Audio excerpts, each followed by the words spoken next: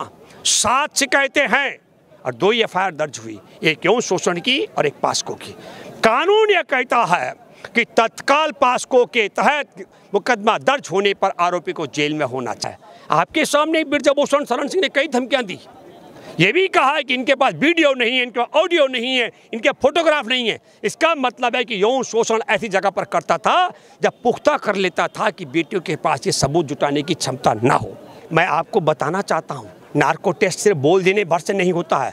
रत्ती भर भी अगर चूक हो गई तो जिस पर वह इंजेक्शन लगता है वह कोमा में जा सकता है या उसकी जान जा सकती है।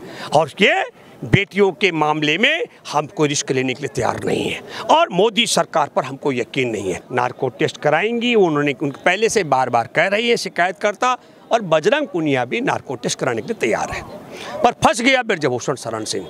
अब आगे कुआं पीछे खाई है। इस आदमी ने कहा, इसने ये कई बातें कही हैं। 30 दिनों से देश की बेटियां सड़कों पर बैठने और सोने को मजबूर और सरकार सियासत के नशे में चूर। नमस्कार, आप देख रहे हैं खेलबाज और मैं हूं आपके साथ विकास कुमार। इस वक्त जंतर मंतर पे मौजूद हूं। हमारे साथ भूपेंद्र जी मौजूद हैं, बातें करेंगे, जानने की कोशिश करेंगे कि आखिर 1 महीने बीत गए, ब्रिजभूषण की गिरफ्तारी क्यों नहीं हो पाई है। आपको बता दें कि आज ब्रिजभूषण शरण सिंह ने एक स्टेटमेंट जारी किया। उस स्टेटमेंट में उसने कहा कि मैं नार्को टेस्ट हो, पॉलीग्राफी हो या फिर लाइट डिटेक्टर हो, उसके लिए मैं तैयार हूं। अब प्रेस बुला लो, अनाउंसमेंट कर दो, उसके बाद टेस्ट करवा लो। हालांकि बजरंग पुनिया ने इधर से पलटवार किया। उन्होंने कहा कि पहलवान भी अब नार्को टेस्ट और सारी टेस्ट के लिए राजी हैं। तो बातें करेंगे भूपेंद्र सिंह जी से, माफ़ कीजिएगा भूपेंद्र जी से, और जानने की कोशिश करेंगे कि इनका क्या मत है पहलवानों के इस प्रोटेस्ट को लेकर और सरकार के इस दोहरी रवैये को लेकर। स्वागत है आपका खेलबाज चैनल पे। क्या कहना चाहेंगे, 30 दिन हो गए अभी तक खिलाड़ियों को न्याय नहीं? देखिए, एक बात जो आपने कहा है, मुझे लगता है जो सवाल आपका तो यहाँ से शुरुआत होती है कि हमारे देश में यौन शोषण का जो कानून 2013 में था वही कानून आज भी है। 2013 का मैं जिक्र करूँगा, एक संत आसाराम है इनका, और एक वीडियो आप लोगों ने सुना होगा, वायरल बहुत वीडियो है, उसमें नरेंद्र मोदी आसाराम के मंच पर ऐलान कर रहे हैं कि बापू नहीं होते मैं गुमनाम मर जाता। वो पेशेवर बलात्कारी अपने ही भक्त की बेटी के साथ में बलात्कार करता है।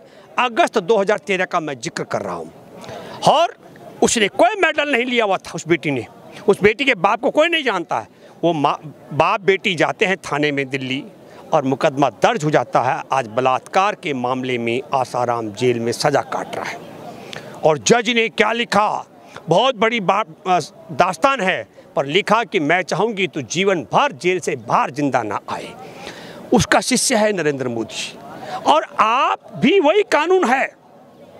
देश का तिरंगा दुनिया में ऊंचा फहराने वाली ओलंपिक पदक विजेता बेटियां 21 अप्रैल को लिखित शिकायत देती है यौन शोषण का, और सुनवाई नहीं होती है थाने में। सुप्रीम कोर्ट ने मुख्य न्यायाधीश का दरवाज़ा खटखटाया, जाने माने अधिवक्ता राजनेता कपिल सिब्बल जी की मदद से, और सुप्रीम कोर्ट के मुख्य न्यायाधीश ने भी धृतराष्ट्र की तरह सुना। 7 शिकायतें हैं और 2 एफआईआर दर्ज हुई, एक यौन शोषण की और एक पास्को की।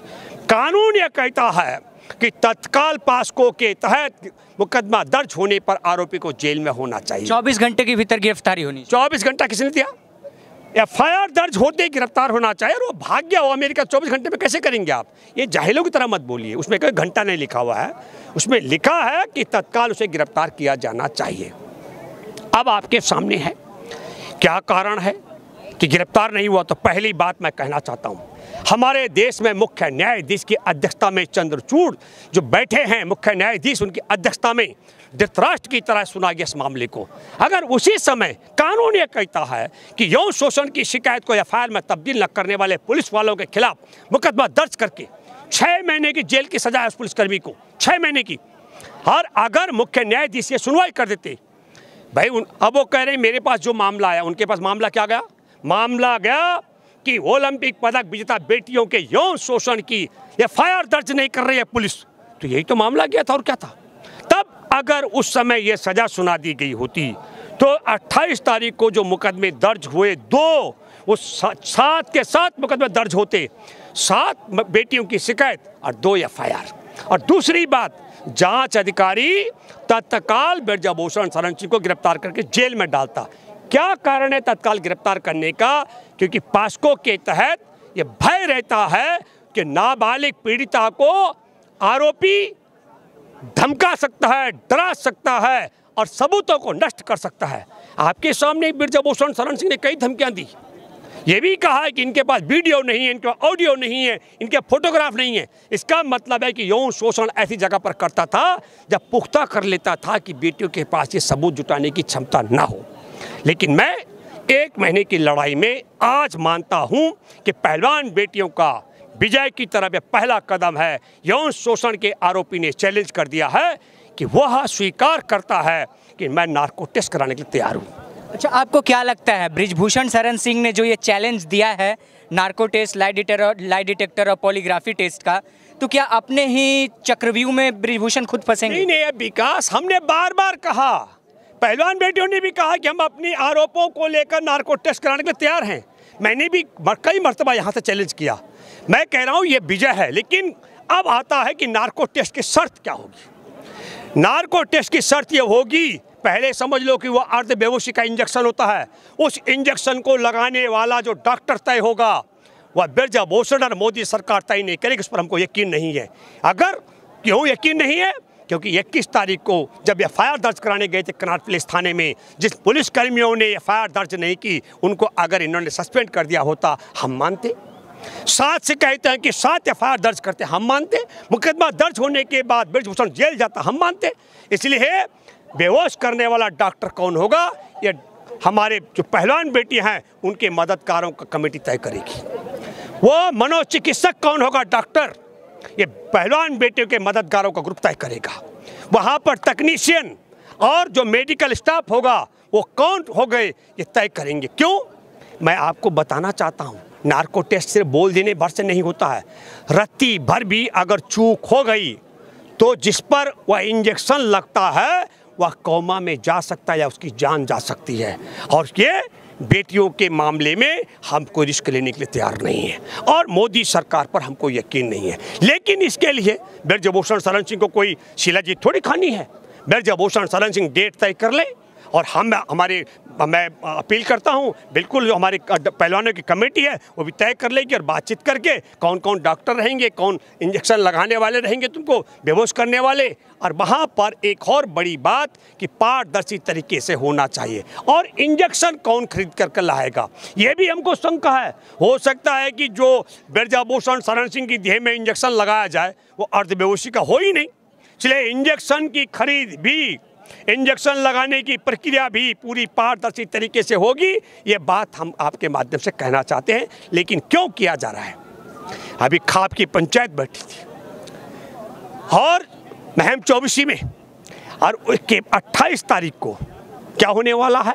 28 तारीख को नई संसद भवन में देश की महिलाओं की पंचायत होने वाली है और उस पंचायत को टालने के लिए ये मोदी का एक मास्टर स्ट्रोक है। हम इसके झांसे में आने वाले नहीं हैं। अगर इसका नार्को टेस्ट कराना है तो अभी समय है। इसके लिए ना तो कहीं इंजेक्शन बाहर से लाने पड़ते हैं, ना मनोचिकित्सक लाने पड़ते हैं, ना कहीं बेहोश करने वाले, ना मेडिकल स्टाफ, ना तकनीशियन। ये सब मिल जाएंगे मिस्टर मोदी, ये सब आ जाएंगे। इस आदमी का आप तय करा लो जो आपका सांसद है। और आपको बताना चाहता हूँ विकास, ये विनेश फोगाट बैठी हुई, विनेश फोगाट की बहन बबीता फोगाट को भी नरेंद्र मोदी ने आपस में बहन के खिलाफ खड़ा कर दिया है। मैं इसलिए कहना चाहता हूं कि हमारे देशवासियों को सोचना चाहिए, ये फूट डालो राज करो जो गोरों का तौर तरीका था उसी रास्ते पर उन्हीं के अनुयायी भाजपा वाले चल रहे हैं। 28 तारीख को जिस आदमी के जन्म दिवस पर ये नया संसद का उद्घाटन करने जा रहे हैं, मैं आपके माध्यम से गंभीरता से कह रहा हूँ, चंद्रशेखर आज़ाद ने सावरकर को देश का तब क्या महाहरामखोर कहा था। ये मैं नहीं कह रहा हूँ, मेरे शब्द, हम तो देश का गद्दार कहते हैं। और ये हमारे शहीद आजम भगत सिंह के अहम सहयोगी ने पुस्तक लिखी है सिंह लोग, उसमें पढ़ा जा सकता है। यहाँ एक जना मेरे को कह रहा था कि रावत साहब आप बड़ी बात कह रहे हैं। मैंने कहा बड़ी बात कहूँगा, गलत बात कहूँगा तो इंडिया गेट में मुझे फांसी पर लटकाया जाए, पर सबूत के साथ कहूँगा तो फिर देश में चंद्रशेखर आज़ाद का अपमान न किया जाए, क्योंकि देश के साथ गद्दारी करने वाला जिसको हरामखोर बताया चंद्रशेखर आज़ाद ने, उसके जन्मदिन पर नए संसद भवन का उद्घाटन न किया जाए। देश के नायकों का कायम, नायकों के नाम पर होना चाहिए। नालायकों के नाम पर आप और नालायकों के जन्मदिन पर आप संसद भवन का उद्घाटन करेंगे, ये अपमान की बात है। अच्छा, जैसा बृजभूषण शरण सिंह ने जो चैलेंज किया, उसमें बोला कि खिलाड़ियों को भी नार्को टेस्ट करवाना होगा।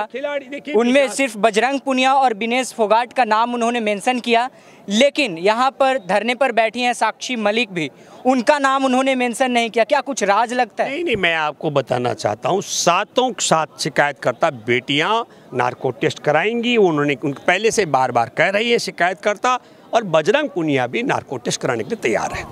पर फंस गया बृजभूषण शरण सिंह। अब आगे कुआं और पीछे खाई है।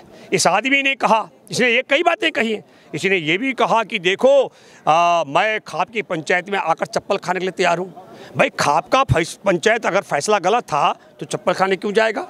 चप्पल खाने की बात भी बृजभूषण ने इसीलिए की। लेकिन महत्वपूर्ण बात मैं बता दूँ, क्या कारण है कि जब मोदी सरकार बृजभूषण शरण सिंह के खिलाफ कोई भी एक्शन ले पाने में असमर्थ है। मैं दावे के साथ मैं कह सकता हूं कि जो गोधरा में कार सेवकों की वाली बोगी पर आग लगाई गई थी, बृजभूषण को जानकारी है आग लगवाने वाले में नरेंद्र मोदी और अमित शाह के किन किन सहयोगियों का हाथ है, ये पूरी पोल खोल करने के लिए। इसलिए उसने कहा 20 जनवरी को मैं मुंह खोलूंगा तो सुनामी आ जाएगा। FIR दर्ज होने के बाद चैलेंज किया था, हे मोदी तुम जरा बोल के देखो, हे नड्डा बोल के देखो, अमित शाह बोल के देखो इस्तीफा देने के लिए। कोई हिम्मत नहीं पड़ा है।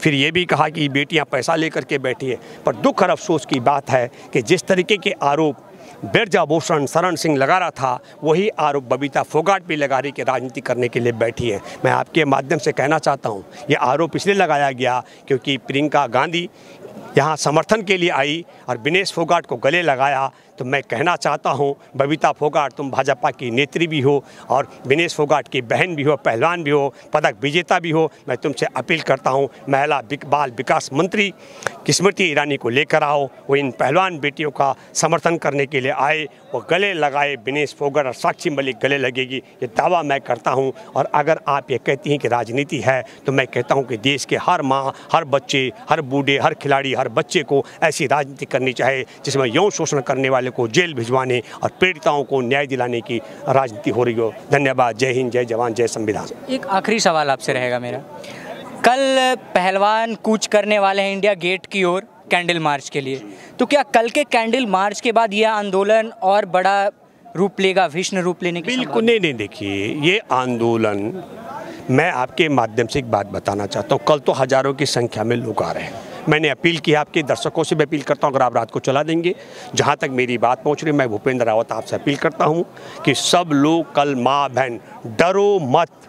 जैसे हम नहीं डरते हैं, पुलवामा में जवानों की हत्या करवाई मोदी सरकार ने, खुफिया एजेंसी की रिपोर्ट खारिज करके हमारे देश में जवानों को जिंदा ले जाने के लिए जहाज़ की मांग को नकार करके हमने कहा इन पे देशद्रोह का मुकदमा चलना चाहिए। पुलवामा में जवानों की हत्या के बाद इन्होंने अपना गलवान घाटी में जवानों की हत्या कराई बिहार के चुनाव जीतने के लिए। हमारे देश के बंदरगाह, एयरपोर्ट, रेलवे लाइन और हथियार बनाने की कंपनियां अदानी के माध्यम से चीन के चांगसुंग लिंक को बेच दी देश के गद्दारी के लिए। और हमारे देश में बचा रहे हैं यौन शोषण के आरोपी बृजभूषण शरण सिंह को, यौन पीड़ित बेटी विनेश फोगाट, साक्षी मलिक और ऐसी और 5 बेटियों को सताने के लिए मैं आप सब लोगों से अपील करता हूं, निडर होकर के कल आप लोग पहुंचिए। इनकी ताकत नहीं है, देखते हैं इनकी कितनी ताकत है, कितनी लाठी गोली चलाते, पर आप सब लोगों को कल उठ खड़ा होकर यहाँ पहुँचना है। और दूसरी बात कहना चाहता हूँ, 28 तारीख के लिए मैं पूरे भारत की माँ बहनों से अपील करता हूँ, जैसे भी संभव है सब दिल्ली आना शुरू कर दो। 28 तारीख को वहाँ आधी आबादी भारत की वहाँ पंचायत करेगी और नई संसद में फैसला होगा। आधी आबादी के सम्मान के लिए बेटियाँ जो बैठी हैं, इसलिए मैं कहना चाहता हूँ, करोड़ों परिवार दलितों के हैं। अगर ओलंपिक पदक विजेता बेटियों को इंसाफ नहीं मिल सकता है तो उनके परिवार का यौन शोषण होने पर कैसे मुकदमे दर्ज होंगी।